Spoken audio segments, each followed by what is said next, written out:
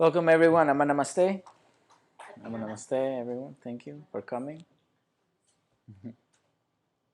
So let's do a quick invocation. To start off, by the way, we're continuing with the book from Master Choa Kok Sui. The Spiritual Essence of Man, the Chakras and the Inverted Tree of Life. We're in towards the end of the book, in Malkuth chapter, right? So let's do a quick invocation to start, shall we? You can follow along at home, or you can do your own invocation. Up to you. To the Divine Supreme and Absolute God, we thank you for your great blessings.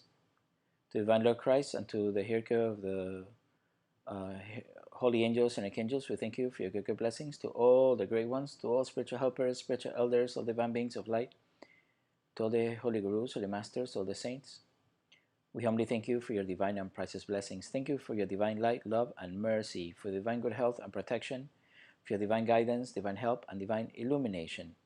Thank you for the priceless blessings, for the priceless teachings, and the priceless knowledge. Thank you for the divine opportunity to serve. For your divine presence in this session, we humbly thank you.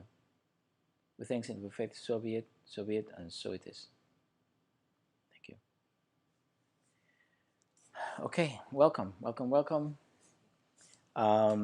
We are on page 166. That's great. Thank you.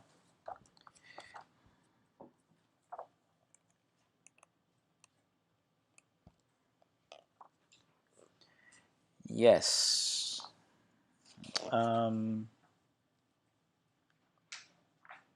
Did we cover magnification of negative qualities last week or last time?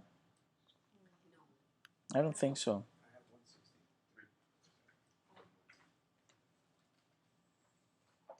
Oh yes, sorry. I think it's 163, is it not? Yes. Spiritualized materialism? Yes. Okay. Yes. Yeah, 163. So please go to page 163. Good. Okay. So, spiritualized materialism. The second pair of polar opposites can manifest as balancing spirituality with materialism. Clear? Balancing spirituality with materialism. The material world. Why? Crown, right? The spiritual. And basic or Malkuth, materialism. Matter, right? Physicalizing quality. So the reader should realize by now that upon the death of the body, the soul cannot take to the inner world one's passbooks, bank accounts, properties, or any material wealth, not even a single cent, right? To have material wealth is important for physical existence. But you must realize that you are not the body, but the soul. What spiritual wealth can you bring to the inner world? Material wealth, when properly utilized, can be used to accelerate spiritual development, just as the Kundalini energy can be used to accelerate spiritual development. Did the teacher say something? It says material wealth, when properly utilized, can be used to accelerate spiritual development. Is that clear? Just as Kundalini energy can be used to accelerate spiritual development. And then he says, it is important to have the proper attitude that to possess material wealth entails responsibility to use it properly. This with anything, right? Any type of wealth. Anything that you have, you're responsible, right? And it's good to have the proper attitude that we need to use all those things properly. Material wealth can be used to buy books on spiritual development, to attend classes on yoga, meditation, and spiritual discourse. Money can be converted into good karma or spiritual wealth. How? Money, when donated for charitable and spiritual purposes, and for building and supporting spiritual centers or ashrams, will generate lots of good karma or spiritual wealth, and will greatly benefit mankind. Wealth and money may be used to generate more jobs and to produce products and services that will benefit society. Such use of material wealth generates good karma and infuses the incarnated soul with more spiritual light. When used properly, money and wealth do accelerate the development of the incarnated soul. Clear? So, what else? What else does spiritual wealth allow you to have that is important in the spiritual path? Time. Time to more time to do. I mean, your spiritual practice can be used. Obviously, can be done with a little time. If you schedule it, it can be done. But you can do more, or you can have more time for your spiritual studies, for your spiritual practice, right? With material wealth. This is why it's good to have both, right? You have a wing, so a bird has a wing to fly, and it flies, right, with both wings. You have a spiritual wing and a material wing. So if you only have one wing, you can't fly, or the other. So you need the spiritual and the material because you live here. That's that. And this is true for any other dimension. So let's say you live here, right? We're in this physical body. Let's say we didn't have this physical body, but we were a being that was in the astral plane. Well, the astral plane for you will be the densest plane. You still need a spiritual wing and a astral wing, or for the matter of that plane. So you need a wing for the most subtle and a wing for the most dense of whatever your existence, or the densest body that you have is. So no matter where you are, you need both because you are in all these places. So you need this to be balanced. Clear? So yeah, so that's that. Now,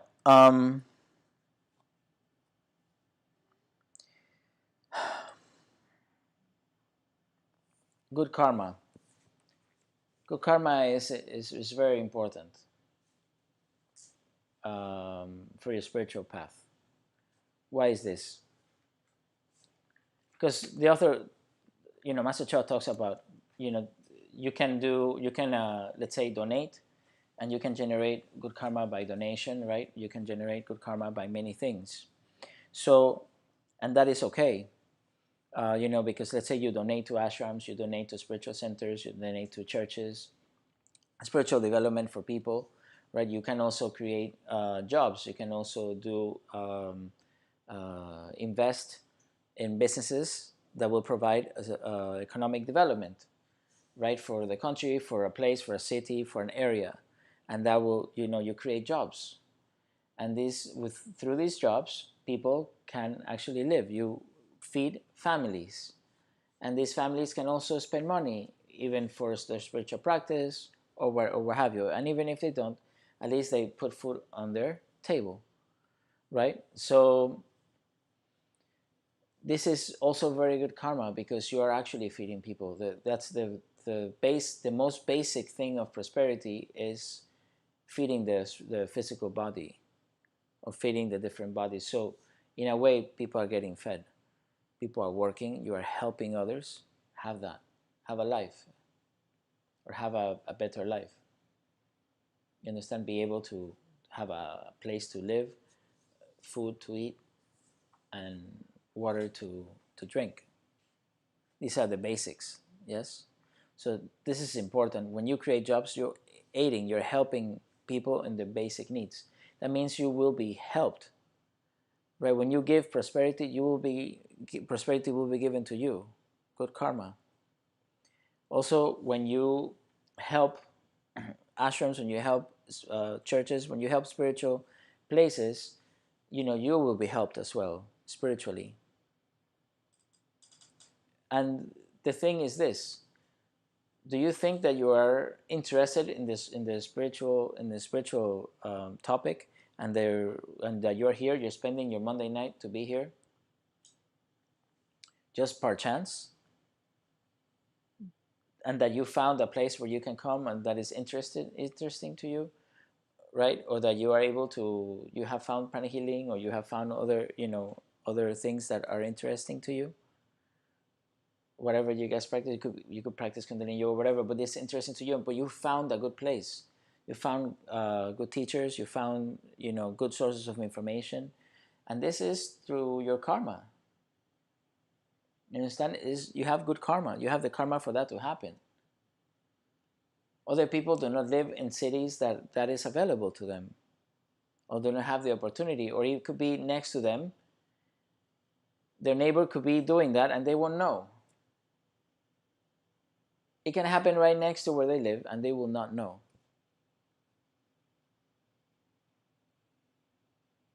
So we are very fortunate. But this is, you have developed this karma. You're entitled to it. It's that in the same way some people say, oh, healing. I'm not too fond of healing, or they don't recommend healing because, you're messing with the karma of the person. But like Master Choa used to say, yes, but also the person that found a good healer, or a healer that can help them, is part of their good karma too. They have developed, they have enough good karma that they have found someone that can help them to heal. If not, it doesn't happen. Just as simple as that. And it could be right in front of your face. It could be right then and there, and it will not happen.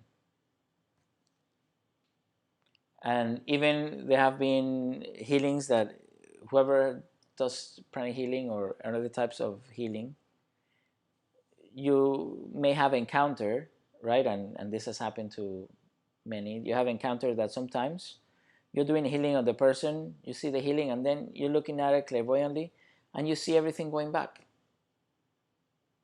You heal, everything looks good, and then boom, it goes back to how it was. You heal again, goes back. Then that's when you have to ask the person, what do you do for a living? What is your lifestyle? Oh, you do this for a living. Oh, okay. You have problems breathing? Okay. And this is a true story, right? An advanced pranic healer was doing a healing on this lady. She couldn't breathe. She had problems breathing.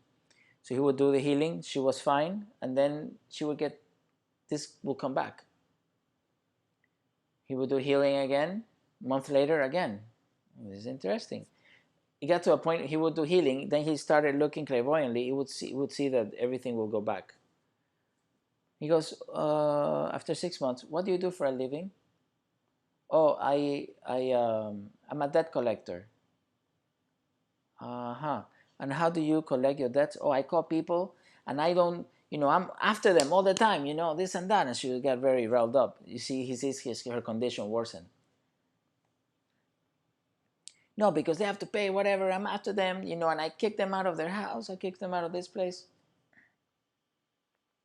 So you don't let them breathe, basically. Yes, of course not. Interesting. Okay, so why don't you just stop? Why don't you let them, be more kind, do this, whatever, have some, so she changed her ways. She then allowed for people. She got healed. But she needed to change her lifestyle. That wasn't right then and there. It took time. Huh? It took healing, psychotherapy, so she could get there. But so probably right. But then after that, after she changed her ways, and she understood, then she became healed. She created programs for people to. I believe that she created programs for people to pay. She was more lenient, this and that. She didn't, of Of course, sometimes yeah, you have to do what you have to do, but it's the approach and how you let people breathe. Huh? So then she had to change her lifestyle. When a person is like that, it's not only in business, even through your daily life with whoever you deal with. So anyway, that's just a story, an example. So um, okay, so karma very important, huh? For good, to understand good and not so good. What do you want in your next lifetime? What do you want in the future? Do you want to have a better time? You want to have a, also, so donate. You can donate also, well, a lot. Then you can bring people here, bring people to whatever you practice, pranic healing, other things, whatever, help them share. You understand? Share, maybe, and learn enough so you can teach. Maybe you cannot teach at the moment. It's okay. Bring them to where you learn, or whatever is good for you. And this, you're helping somebody. You understand? You're sharing. um, so, and also, um, there is this belief that sometimes spirituality, right, you can, you shouldn't charge, or it should be devoid of any money, and it should be done because that way it's done from the heart and stuff like that. I mean, anything like this is done from the heart, you understand? So, but it's important that you have a balance. So that's why the title of this section is what? Spiritualized materialism. So materialism is not bad if it's spiritualized, if you have the proper attitude and it's used properly, because that way it can help in your spiritual development,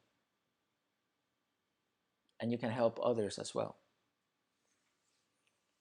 So a lot of people sometimes donate courses to people. So people, and they'll do like grants, right, for spiritual courses. I know it's done in pranic healing a lot. So for people that cannot afford it, there's people that have lots of money and they just do that. Why are they doing? They're trying to also create good karma for themselves to do that. And then people may say, well, it's not from the heart. It's not. Karma is karma. It just works. So it's indifferent. It's like fertilizer. You put fertilizer on the outside on your plants, and they're gonna get fertilized. The weeds and the plants are gonna get fertilized both.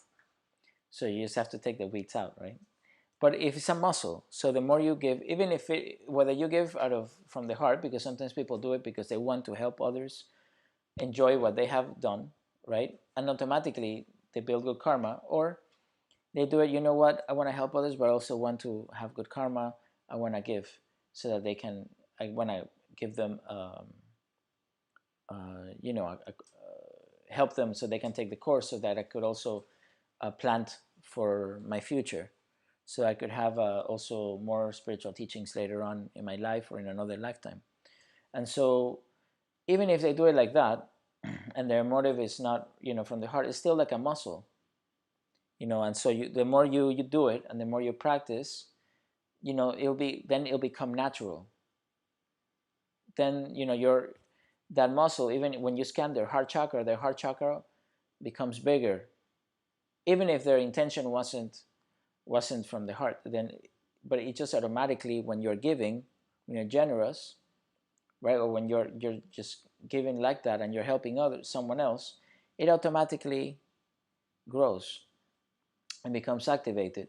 And the more is done, it's like a muscle. Then, at some point, it will change to do it out of love, even if that wasn't um, the initial reason why they're doing it. So it's still a good practice. Understand? So it's like, if you want to be happier, you start laughing every day, you start smiling, you start doing things, and you start practicing, even if it's not coming from the inside of you. If you wake up and the first thing you say, okay, I'm going to smile today, and you start smiling, I'm really happy, and you start thinking of things that, you do an exercise that can be done, things that make you happy, and then you just smile and you practice this, eventually you'll get used to your body, your emotions, it starts to get used to just get up and smile and think of these things. And then you just do it, and it'll be a normal thing for you. That's that. So let's continue. Page 164, last paragraph. The cost of fulfilling real needs such as air, water, and food are minimal. On the other hand, the cost of buying yachts, sports cars, and other luxuries are very expensive. These items are not necessities but only whims. Wasting money on whims is definitely not a smart thing to do. It is ridiculous to work so hard and sacrifice one's health just to earn lots of money and then waste it on things that are of no importance and no lasting value. Key phrase, lasting value. When material wealth is not accompanied by discernment and self-discipline, it may manifest as alcoholism, drug problems, gambling, broken family, financial debts, and wasting of money on expensive but trivial, if not worthless, possessions.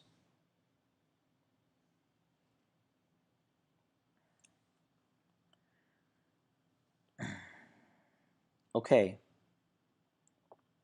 Money and wealth can give freedom to a person. What we were talking about. He has the freedom to decide how to use his time and energy.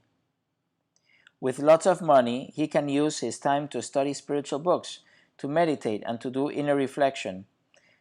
He has the opportunity to develop potentialities manifesting as mathematical, literary, linguistic, musical, and other skills. He can use his time and money to do services and help other people. To have lots of money is good, especially when it is utilized properly. On the other hand, the masses have very limited wealth and are tied down to their work from 9 a.m. to 6 p.m., Mondays to Fridays. They do not even own their time. Did he say something? They do not even own their time. Therefore, they do not have the freedom to do what they want, much more to spiritually develop. Okay. Going back to what he said initially about just this first part here, the cost of fulfilling real needs. What are real needs? Such as air, water, and food, and shelter, right, are minimal. He's saying air, water, and food are minimal. Those are the real needs. You can live anywhere, right? So, even without shelter. So, on the other hand, the cost of buying yachts, sports cars, and other luxuries are very expensive. And so, sometimes when you have lots and lots of money, a lot of times, if it is not inherited, given to you, or good karma, or other ways, lottery, all these things, you have to work very hard. And so to waste them on these whims or trivialities, he says, is ridiculous to sacrifice and work so hard. Maybe there's some things you want to have, okay, but if that is the only thing you spend your money on, I mean, obviously, it's okay. You want to give yourself a treat, something, once in a while, okay, you really wanted a car, you wanted this thing. But if you just spend all these things on all these things on unbalanced, in an unbalanced way, if there's no discipline, like he says, right? That's why in the meditation of prosperity, it says discipline and spirituality, right? So it is this material wealth needs to be accompanied by discernment and self-discipline, so that you can invest on things of permanent value. So it is said that the soul, now that we're talking about money and business, it is said that the soul is the best business person, is the best business person, is the best investor, right? Like you said. So the higher soul is a very good investor. I don't say the best investor, but very, very good, super good. So it invests on things that are of permanent value. So would you like to invest on things that are of permanent value, or that they are of passing value? Permanent, right? So what are the things that are of permanent value? Is the things that it was saying, help other people, right? There was a very there was back in Venezuela, right? I'm from Venezuela. So in Venezuela, there was a businessman, a very wealthy businessman, who one time in a conference, his name was Gustavo Former, in a conference he was saying that money should be used in function of society. Of course, that didn't mean that he lived in a shack. He had a nice house. He had all this stuff. Okay, very good. But a lot of the money, the money that he obtained, that he earned, he also spent in social works to help people, to create jobs, to help the poor, to raise people's prosperity, and to provide a better life for people. Why? Because he was using this mostly used in social function. So this is very important. Even when we start earning more, when we start getting more, it's good to be able to support, to help, so that you can also grow even more. As you give, so shall you receive manifold. Understand? So you're not only, so you're helping people in many different things, to support their physical lives, and also to support their spiritual growth. You understand? It doesn't mean that everything you earn has to be given to this. But you have like, what is it? 10% is good to tithe, right? So when you read the Bible, it talks about tithing. Tithing is 10% of what you make, right? So you can donate. Can you live with 90%? Yes. It is also said, like Master Choa used to say, he gave us a book one time in the first Pan American Convention, I remember. And this is a book my father had given me. And my sister came in at the last minute as a surprise, right? So I gave my book to her because my father had given me the same book. But it's called the Richest Man in Babylon. And so I remember Master gave us his book. And the first chapter of this book talks about, and it's something we'll read at some point. It's part of the reading. I don't know if it's in the recommended reading list, but he gave it to us so we can read, so we can read it. And what it is The Richest Man in Babylon. It was actually a story. This was obtained from tablets that were found in Babylon. And it's how the richest man taught others. And at that point, Babylon was the wealthiest country in the world. It was one of the wealthiest countries in the world. There was no poverty, right? And one of the persons wanted to be wealthy. Even though there was no poverty, doesn't mean that that everybody was wealthy. But they were well off. But there were people that were really wealthy. And there was this person that really went after the wealthiest man and asking him for instruction. And so until he started teaching him, he got tired. The guy saw that he was very persistent, and then he said, "Okay, I'll teach you." And so the first chapter says, from whatever you make, pay yourself 10%. You pay yourself first. So the first chapter says, pay yourself first, 10% of what you make. So every time you get paid, you get up 10%, and you pay yourself. You put it aside. Savings, right? You save it. And that later you can use for investing and all those things. But so what is, and then the other 10% for helping, the tithing, right? So if you can imagine right now, just for a second, if you would have saved since the time that you received money when you were born, probably because when you were born someone gave money for you somehow, right? Maybe $1, whatever it is.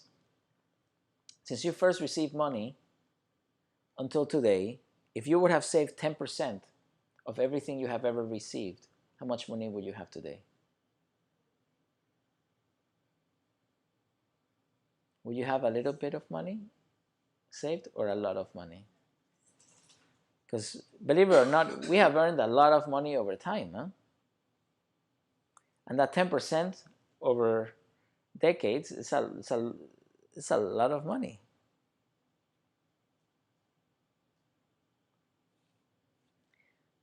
You know, but we can always start, right? So, never too late. Anyway, so, and those things you can use, so money is good, right? Now, Master Choa once told us that one time he was telling us a story, was it Bill Gates or something like that, one of these very wealthy companies or CEOs, that as soon as they got how much did we make in the month or this year or whatever, and he would say, okay, he will cut it in half, say half of this we donate. Because it was so much. And the rest and we put so much percentage in this and percentage that, but we donate. Now, I'm not saying for you to do this. Huh? I'm talking about these people when they had over surplus, they'll donate. Would they get, of course, tax breaks, all this stuff? Yes. It was also a very intelligent move, knowing what they had and what they didn't. So, but sometimes they would just donate 50%. What did he recommend, Master Choa? Donate 10%,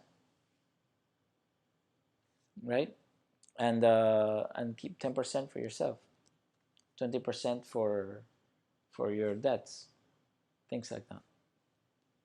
He wasn't saying go, do everything. If you give everything, if you start giving everything, then you're gonna be left with nothing.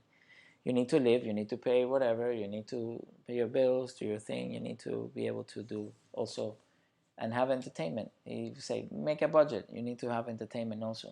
You need to entertain yourself. It's not about only just giving money to people, and this is exactly not what I'm saying, not what I'm trying to convey. You need to just donate to people, to go to classes, do this and go like this. No, you need to also entertain yourself. You need to live, you need to dance, you need to smile, you need to party and have a, you know,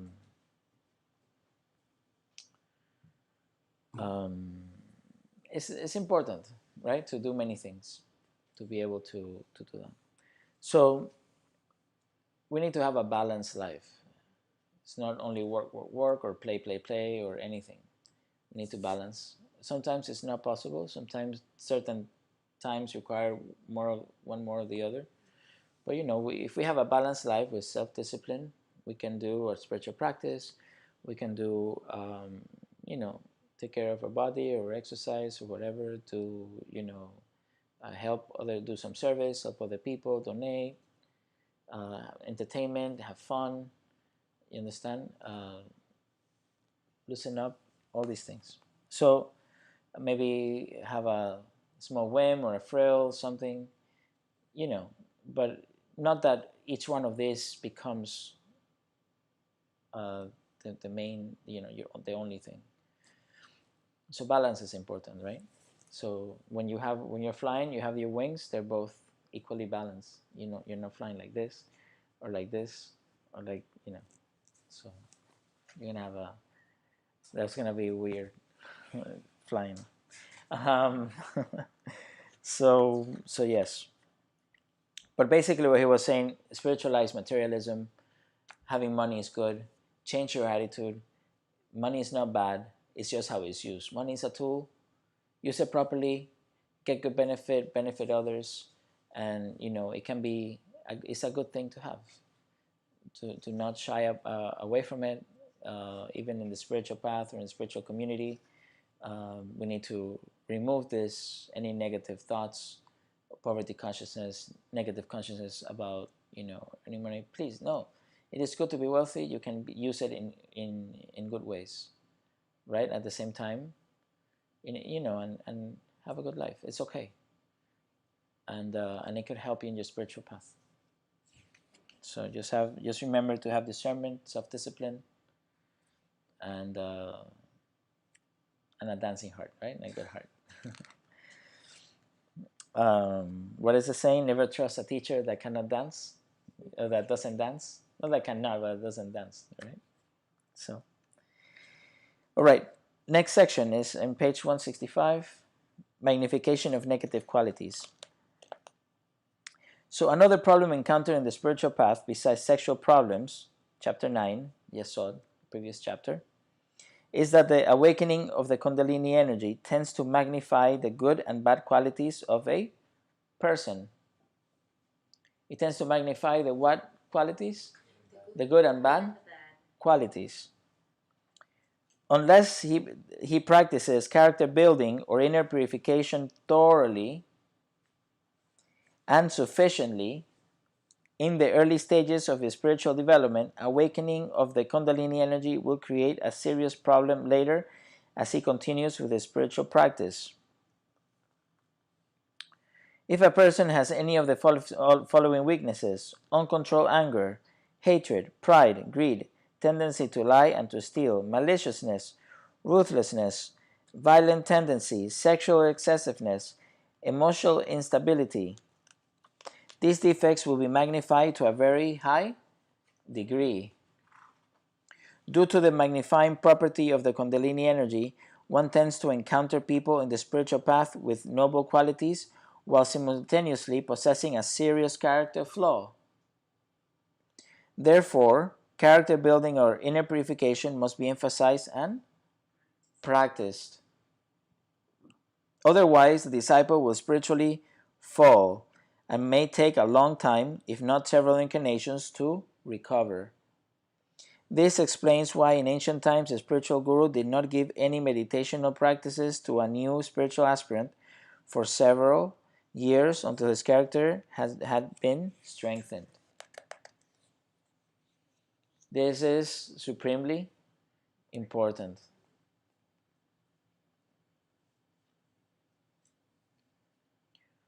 Why?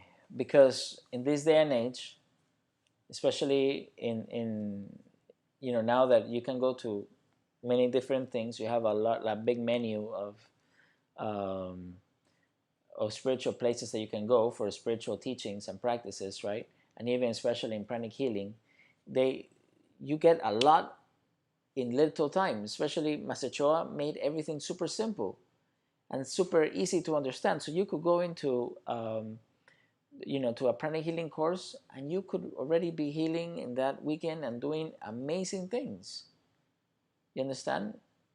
You even just doing distance healing. You can be already understanding energy, feeling the chakras. You don't have to do it just that. That you don't have to just believe what is in a book. You can actually feel it. Have the corroboration from other people. How big is this person's heart chakra? And everybody stops in the same spot. You're like, oh, interesting. And all these things, you have corroboration. You are actually doing this objectively with test results. And everybody's test results are pretty much the same, give or take an inch or less. It's pretty incredible. But with these things comes responsibility. None of these practices in ancient times was given. In ancient times, what did you have to do? You had to do manual labor. You had to go carry this stone to this stone, build a house. You had to, whatever, do things for the teacher, clean wash their clothes, clean their poop, all this stuff. You had to do 20,000 things. You had to sweep the floor, do physical exercise, everything. Maybe you could pray. But you had to be, you had to do a lot of things, even for the community, devotional service. Why? To to better your character. Practice the virtues. Be humble. Then when the master saw that you were ready, then they will start teaching you.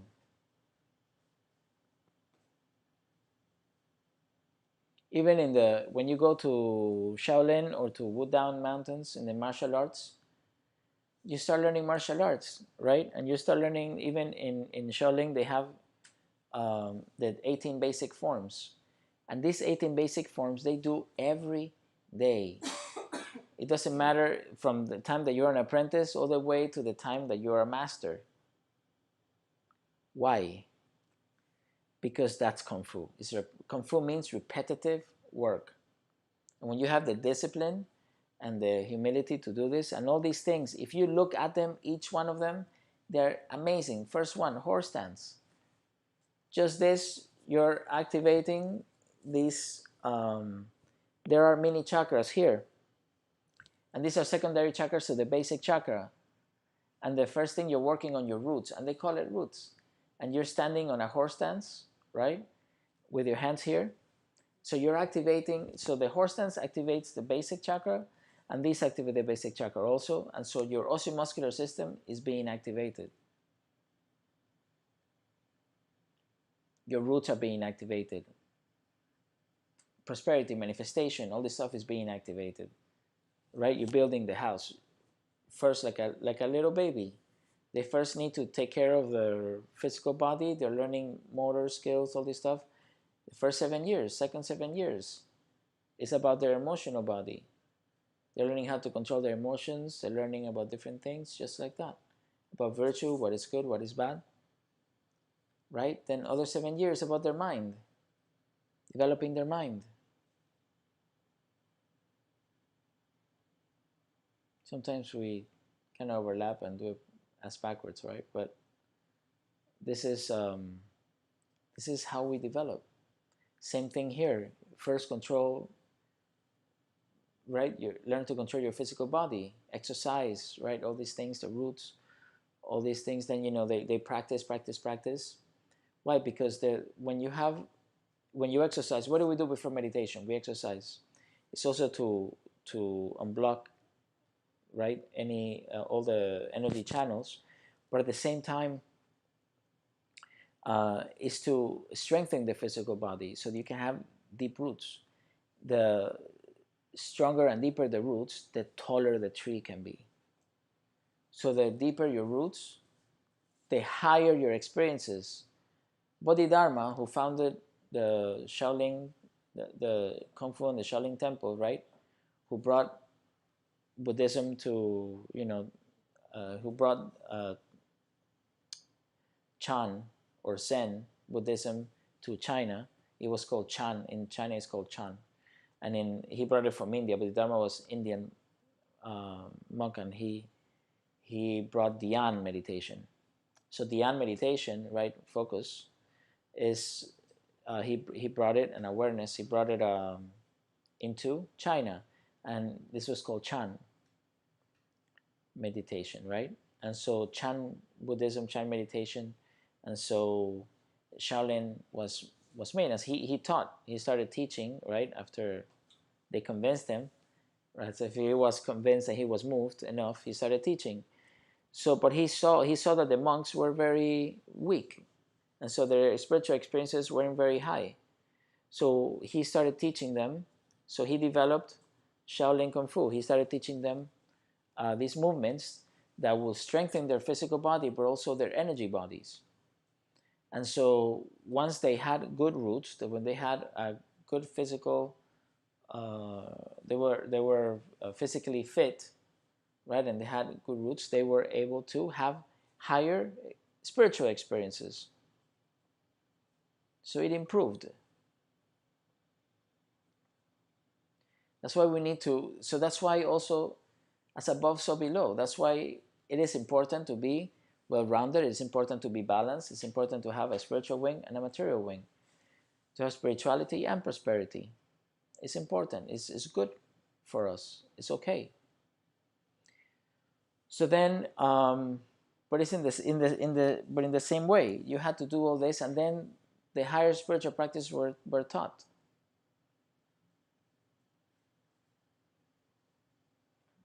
And so, and it was always, even in Wudang Mountains, you learn also physical work, physical martial arts, all this stuff. And as you go higher, the secret techniques that were taught are more, every time is more and more subtle and less physical and more spiritual or energetic. So yes, so that's that. So it's important to develop the virtues, right? And why? Because it's like fertilizer. This Kundalini energy is very potent. Once it's awakened, right? You have it. It goes through all the chakras. Where you have, so you have the, let's say, the solar plexus chakra, which is the center for lower emotions, right? You also have the sex chakra, the solar plexus chakra. You have the higher chakras, right? And here we can have different things. So people can experience myriad of things if they are not clean, right? Like it said here, overstimulated sex drive, uncontrollable sex drive. Also like ruthlessness, right? Extreme anger or volatile anger, things like that. Sometimes you have a very spiritual person, but they can get angry quickly. Or you have a very spiritual person, right? And they just have, there are a lot, it can, this, they have, may have a, be involved in sex scandals. A very spiritual person, and different things. They can have uh, a big anxiety at certain times, or things like that, cathartic experiences.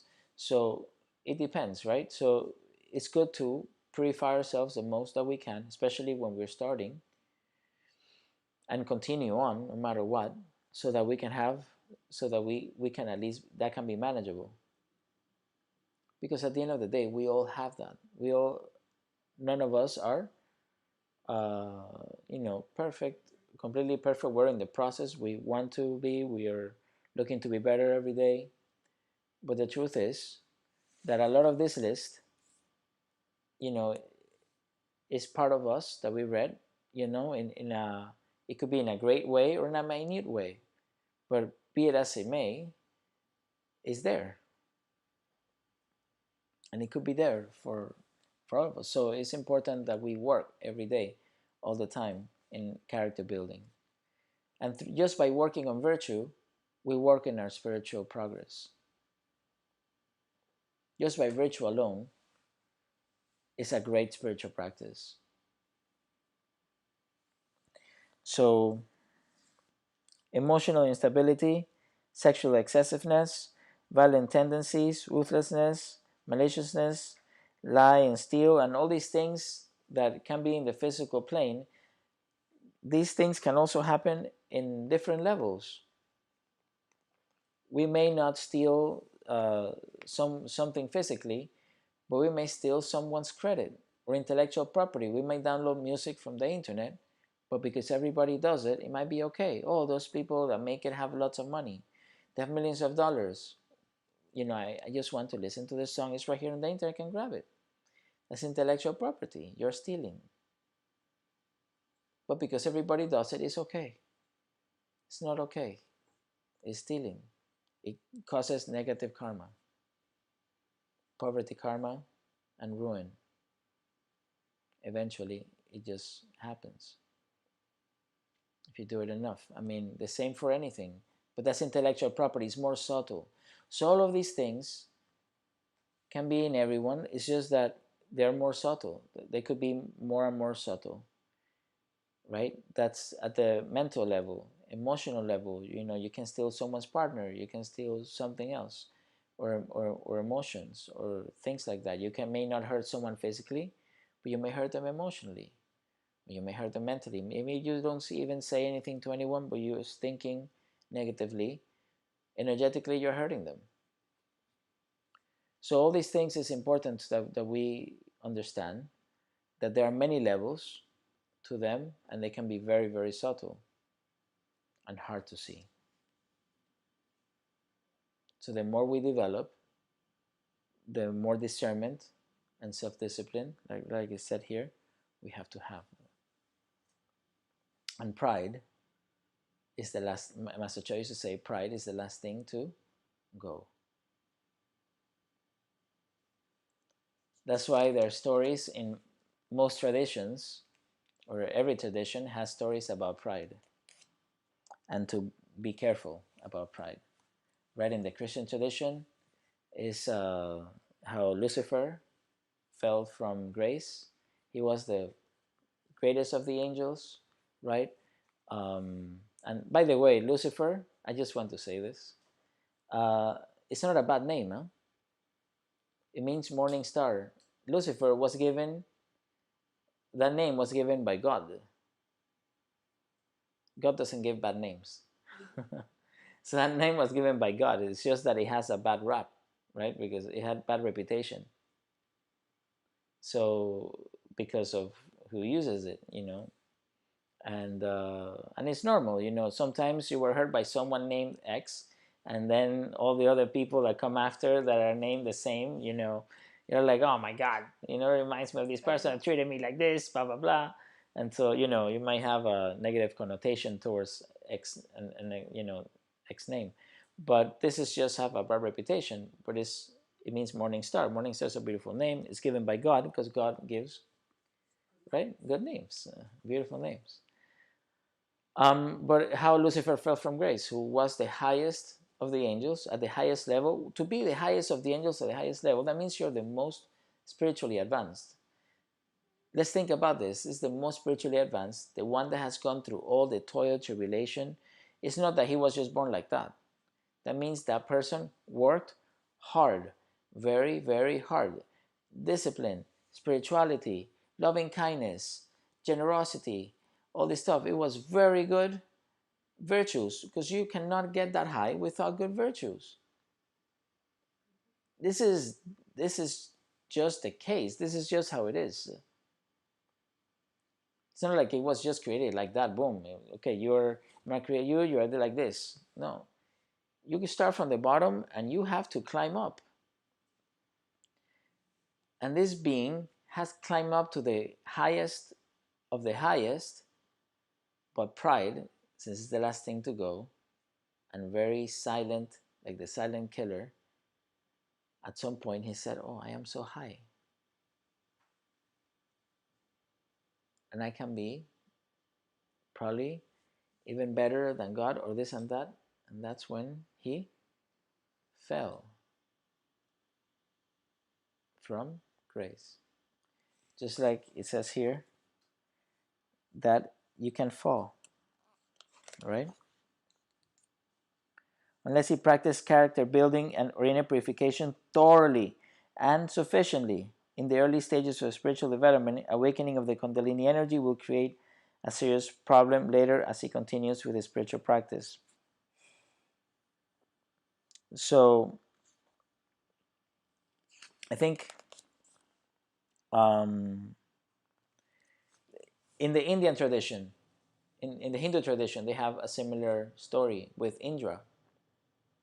And it's in the Upanishads, one of the Upanishads, and it's called the Humbling of Indra. And so Indra is the king of the gods, right? And so the king of the gods, or the highest of the devas, and he's right under the Trinity. And so in many instances, many stories, is actually the Trinity, right? Brahma, Vishnu, Shiva, and Indra. Because he's the highest of the highest. He's the highest of the gods. He's right below the Trinity. And so one time there was this serpent called Vitra who had encompassed all the waters, according to the story, all the waters of the earth. And so, people were, it created a big drought. People were hungry, famine, this stuff.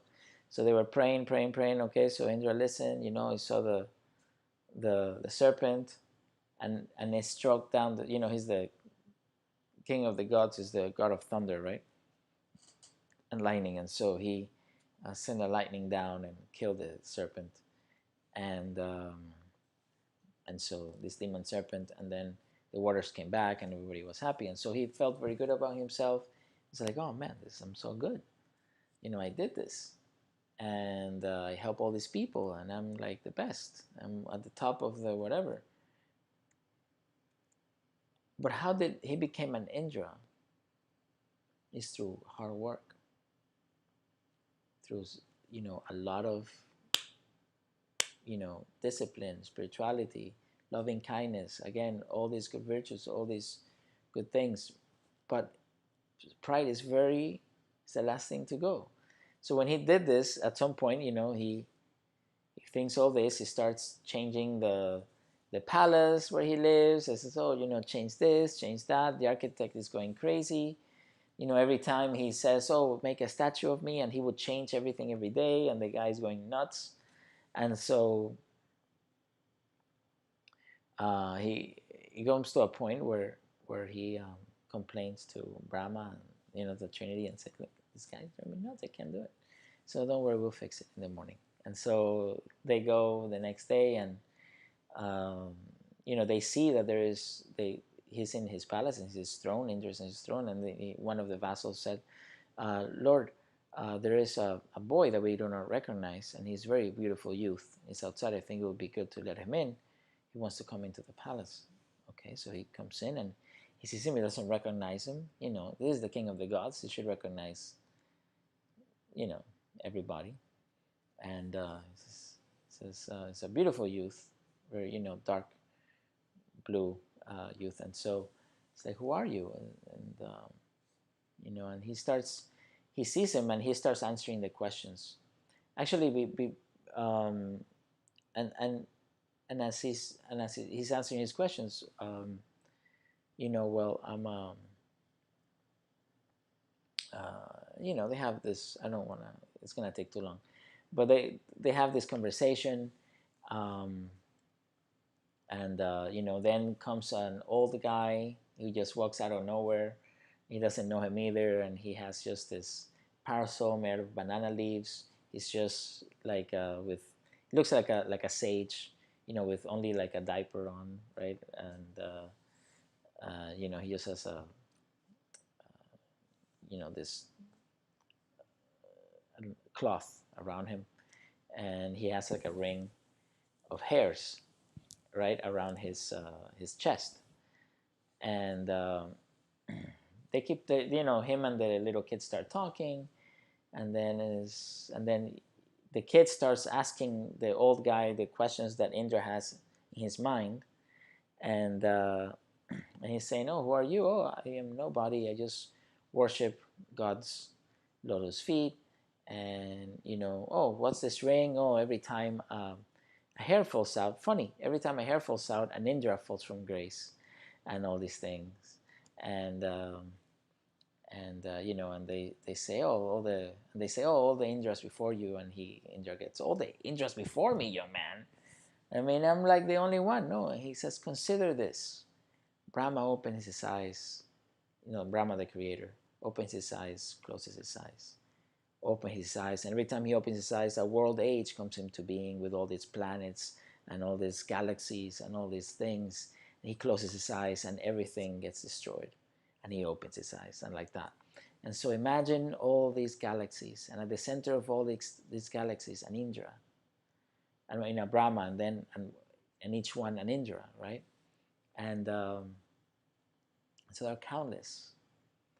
And then he sees all these like a line of ants, and he laughs. And then Indra goes, he has a smirk, and then Indra goes, what? And he goes, don't ask unless you want to be hurt. Oh no, I ask. And then he points at the ants and says, all previous Indras. through the through the through the through the in the infinitudes of time, they have toiled and worked very hard all the way to becoming in the highest point, all becoming Indras, and then they kill the serpent and Vitra, and then they fall from grace, and then they are and stuff, and and then the old guy says, well, I just worship God's lotus feet, life is short, well, why build a house? And he's saying this, and Indra was making his palace bigger and better, right? And so, why spend time and money on these things, life is short, why build a house? And so I only have this parasol and all that. And so the parasol is also a symbol for enlightenment, right? For the Kundalini energy coming out and expansion of consciousness. So and then they leave talking, right? The little kid and the old guy. And so Indra then is mortified, and he just like stops everything. He just starts worshiping God's. He doesn't want to fall from grace, and starts worshiping God and all that. And so and it goes from there. There's more, but it's a happy ending. He's humbled, and it is called the Humbling of Indra. So pride, and this happens in many different. It's like Plato and Aristotle, and this happens for some reason, and Plato, Socrates, student, amazing spiritual teacher, had a great school and students, and it wasn't only about philosophy and reason. They had spiritual practices, right? And so one of his top student, Aristotle, who was very dear to him, or whatever, and then he left him, and he just went to do his own thing. And he was his best student, and so they just didn't jive in some. They didn't see eye to eye in certain things, and then he just left and did his own thing. And Aristotle has helped us too, but at the same time, it's different. Like Maharishi and Deepak Chopra. Deepak Chopra, his top student was Maharishi, and he left, and he did his own thing. And now he's very famous, was able to spread the word to many people, but it's different, and it's a different way. I'm not saying one is better than the other. I'm just saying it's different. But but no one knows who his teacher is. And that's something we should never lose sight of. Maybe he says it, I don't know. He's a good guy. I like him. But I'm just saying that we should never lose sight of who our teacher is. We should never lose sight of who helped us, who gave us, who helped us grow. Because without our teachers, we would not be who we are, and we would not be where we are. So, it's important. And so that's why I always say my teacher, Master Choa Kok Sui. Because I wouldn't know what I know, or I wouldn't have experience what I have experienced without him. And I want people to know. And people should know. It's out of respect. And so that's that. Lastly, I would like to say something also from the Hindu tradition that is very cool. And it's about Hanuman. Right? We've spoken about Hanuman, maybe. He's Master Choa used to call him the perfect disciple, right? Monkey see, monkey do. So, he's the monkey god in the Hindu tradition. And so he is the perfect disciple. He's also, it is said, an incarnation of Shiva, or in the line of the light, the ray of power or willpower, right? And, he was an amazing, being. And so, but even though he's very powerful, like he's considered with, he has superhuman strength, very powerful. He was able, to do many feats and many things.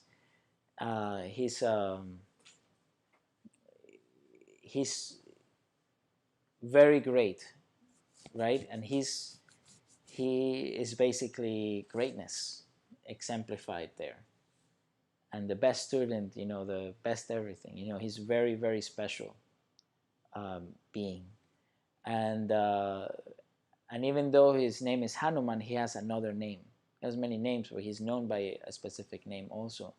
And I'm gonna probably pronounce it wrong, but so please excuse me, right? All our Indian friends, and that's Anjani Narayana. And Anjani Narayana, it means the son of Anjani. That means of his mother, because we all come from our mother. And so it doesn't matter how great, how powerful, anything that we are, we should always have our mother's feet above our head. And so we should always be thankful to our mother, because we came from our mother, from a woman that gave birth to us. It doesn't matter, the most powerful man is always humbled in front of his mother, in front of a woman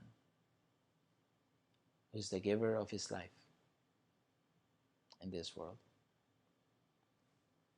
So it is a beautiful thing, and it's a great lesson in humility, where one of the greatest is also called the son of Anjani. To remind oneself about humility, and that we come from our mother and a woman, and that who helped us have a body so that we can continue spiritual progress in this plane. So a shout out to all the moms out there and all the women out there. Thank you. So having said that, work on your virtues relentlessly, and we will fall, and it's just get back up. Like there's a saying that I like Japanese animation. I like animation, and I watch it. But there's, in one of the animations, I remember one thing was said, and about someone that felt weak, and he says, "There's no shame in being weak or falling. The only shame is of not doing anything about it, and not becoming strong, or remaining there, or not growing, or not getting back up." So, we'll fall, just get back up, and we keep trying, we keep working on it. We're all here, we're all in it, right? So we just gotta get better every day and do it. So, right, for next week, we'll finish the chapter. We have "For thine is the kingdom, sleeping beauty, and the fiery serpent, the 10th commandment, and the divine name of Malkuth." And we'll finally finish a chapter and start on the unknown, chapter 12. And we're going, yes, from chapter 10 to 12, because if you remember, 11 was in between 3 and 4, right? Because that was that. And in that chapter, it's amazing. We have because we talk about the divine spark, the higher soul, and the incarnated soul, or Ain, Ein Sof, Ur, according to the Kabbalist. Okay, so shall we? Any questions? We're good? If you guys have any questions, please put it in the comments below. We'll read them, and we'll do our best to answer them, either through the comments or in the next video. Okay, so shall we? To the Divine Supreme and Absolute God, Divine Father, Mother, to my spiritual teacher, Master Choa Kok Sui, all spiritual teachers, to Divine Lord Christ, to our Divine Holy Guides, to all spiritual helpers, spiritual elders, and divine beings of light, to the hierarchy of the Divine Holy Angels and Archangels, and to all the great ones, to our Divine Higher Soul, our Divine Selves, we thank you for your divine and priceless blessings. Thank you for your divine light, for your divine love, and for your divine power, for divine good health and protection, for divine guidance, and for your divine illumination. Thank you for making us better instruments of divine service, for divine plan, for divine opportunity to serve.